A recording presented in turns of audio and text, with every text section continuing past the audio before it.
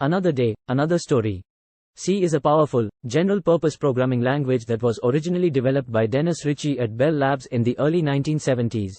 It was designed as a systems programming language and was used to develop the Unix operating system.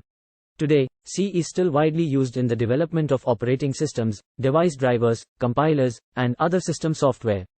C is a compiled language, which means that the code you write needs to be converted into machine-readable form before it can be executed on a computer. This is done by a compiler, which takes your source code as input and produces an executable file as output. One of the key features of C is its efficiency.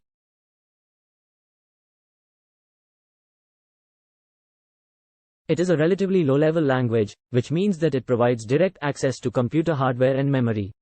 This makes it ideal for developing software that needs to run quickly and efficiently. C also has a small, simple syntax, which makes it easy to learn and understand. C has a rich set of data types and operators, which gives programmers a lot of flexibility in how they manipulate data. It also supports modular programming through the use of functions, which allows programmers to break their code down into smaller, reusable pieces. Another key feature of C is its portability. C code can be compiled to run on a wide variety of platforms, from small embedded systems to large supercomputers. This makes it a popular choice for developing cross-platform software. Despite its age, C is still widely used today, and is considered a foundational language for computer science and programming.